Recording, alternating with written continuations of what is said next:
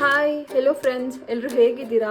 ಇವತ್ತು ನಾನು ನಿಮಗೆ ರಾಗಿ ಕೆಲಸ ಹೇಗೆ ಮಾಡೋದು ಅಂತ ಹೇಳ್ಕೊಡ್ತಾ ಇದ್ದೀನಿ. ಸೊ ರಾಗಿ ಕೆಲಸ ಅಂದರೆ ನಿಮಗೆ ಡೌಟ್ ಆಗ್ಬೋದು, ಬಟ್ ರಾಗಿ ಕೆಲಸ ಅಂತ ನಾವು ಹಳ್ಳಿ ಭಾಷೆಯಲ್ಲಿ ಕರಿತೀವಿ, ಆದರೆ ಇದಕ್ಕೆ ರಾಗಿ ಹಲ್ವಾ ಅಂತ ಕರೀತಾರೆ. ಇದಕ್ಕೆ ಏನೇನು ಬೇಕು ಅಂತ ಹೇಳಿದ್ರೆ, ನಾನು ಇಷ್ಟು ಕಪ್ಪಲ್ಲಿ ಸ್ವಲ್ಪ ಮಾಡ್ತಾ ಇದ್ದೀನಿ. ಇಷ್ಟು ಕಪ್ಪಲ್ಲಿ 2 ಕಪ್ ನಾನು ರಾಗಿ ತೊಗೊಂಡಿದ್ದೀನಿ, ಆಯಿತಾ? ಇದು 1 ಕಪ್ ಇದೆ, ಇದೊಂದು ಕಪ್ ಇದೆ. ನೆಕ್ಸ್ಟ್ ಇದರಲ್ಲಿ 3 ಕಪ್ ಆಗೋಷ್ಟು, ಇದೆ ಸೇಮ್ ಪೋರ್ಷನ್ 3 ಕಪ್ ಆಗೋಷ್ಟು ಬೆಲ್ಲ ತೊಗೊಂಡಿದ್ದೀನಿ. ಮತ್ತು ಅಕ್ಕಿ ಅಂದರೆ ಇಷ್ಟೇ, ಸ್ವಲ್ಪ ಅಷ್ಟು ನಿಮಗೆ ಅಕ್ಕಿ ಬೇಕಿರೋದು, ಇದು ಅಕ್ಕಿ. ಮತ್ತು ತುರ್ಕೊಂಡಿರೋ ಅಂಥ ಕೊಬ್ಬರಿ ಮತ್ತು ಗಸಗಸೆ. ಸೊ ಇಷ್ಟು ನಿಮಗೆ ಬೇಕಾಗಿರೋಂಥ ಇಂಗ್ರೀಡಿಯೆಂಟ್ಸು. ನಿಮ್ಗೆ ಇವಾಗ ಈಸಿಯಾಗಿ ಹೇಗೆ ಮಾಡೋದು ಅಂತ ಹೇಳ್ಕೊಡ್ತೀನಿ ನೋಡಿ. ಇವಾಗ ಇಟ್ಕೊಂಡಿರೋ ಅಂಥ ಅಕ್ಕಿ ಮತ್ತು ರಾಗಿ, ಅಕ್ಕಿ ಸ್ವಲ್ಪನೇ ಹಾಕಿದ್ದೀವಿ, ನಾನು ನಿಮಗೆ ಪ್ರಪೋರ್ಷನ್ ಮುಂಚೆನೇ ತೋರಿಸ್ತಿರೋ ಹಾಗೆ.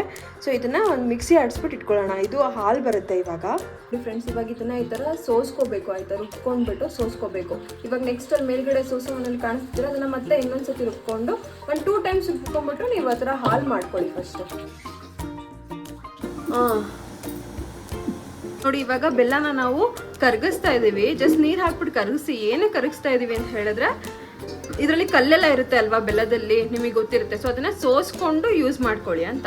ನೋಡಿ, ಇವಾಗ ಇಷ್ಟು ಹಾಲಾಗಿದೆ, ಅದನ್ನು ನಾನು ಸೋಸ್ಕೊತಾ ಇದ್ದೀನಿ. ಇನ್ನೊಂದ್ಸತಿ ಸೋಸ್ಕೊಳ್ಳಿ ಫುಲ್. ಈ ಥರ ಇಷ್ಟು ಗಟ್ಟಿ ಬರಬೇಕು, ಆಯಿತಾ?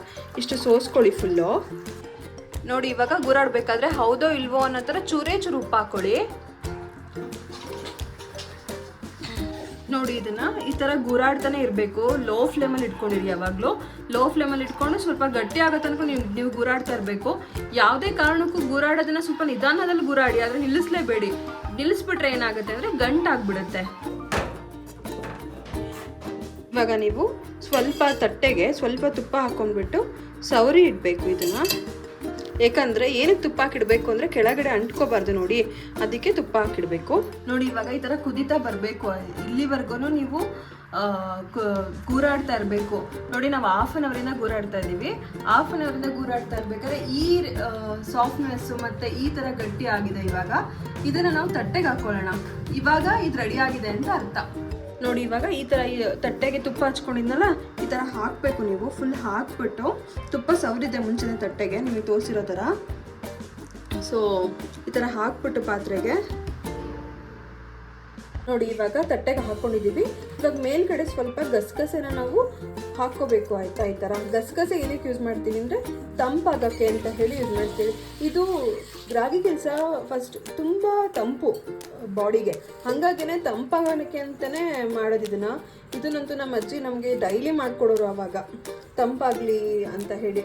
ಮತ್ತು ಇದು ಮಾಡೋ ಸ್ವಲ್ಪ, ಮತ್ತು ಇದ್ರ ಮೇಲೆ ಸ್ವಲ್ಪ ಕೊಬ್ಬರಿ ಉದುರಿಸ್ರಿ.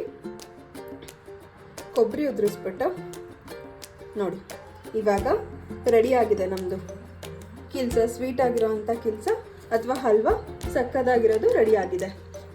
ನೋಡಿ, ಇವಾಗ ಇದನ್ನ ನಾವು ಫುಲ್ ನೈಟ್ ಇಟ್ಬಿಟ್ಟು ತಣ್ಣಗಾಗೋ ತನಕ ಇಟ್ಬಿಟ್ಟು ಇದನ್ನು ಬೆಳಿಗ್ಗೆ ಎದ್ದು ಕಟ್ ಮಾಡ್ಕೊಂಡ್ಬಿಟ್ಟು ತಿನ್ನಬೇಕು, ಇದನ್ನು ಪೀಸಸ್ ಆಗಿ. ಅಥವಾ ನೀವು ಫುಲ್ 2 ಅವರ್ಸ್ ಇಟ್ಬಿಟ್ಟು ಇದು ಗಟ್ಟಿ ಆಗೋ ತನಕ ಬಿಟ್ಬಿಟ್ಟು ಕಟ್ ಮಾಡ್ಕೊಂಡು ತಿಂದ್ರೂ ಸಕ್ಕತ್ತಾಗಿರುತ್ತೆ. ನೀವು ಇದನ್ನು ಮಾಡಿಕೊಂಡು ತಿಂದು ಹೇಗಿದೆ ಅಂತ ಹೇಳಿ ನನಗೆ ಕಮೆಂಟ್ ಮಾಡಿ. ಆದರೆ ಇದನ್ನು ಮಾಡೋದು ಮಾತ್ರ ಮಿಸ್ ಮಾಡಬೇಡಿ. ಇದು ಬಾಡಿಗೆ ತುಂಬ ತಂಪು ಮತ್ತು ತುಂಬ ಚೆನ್ನಾಗಿರುತ್ತೆ.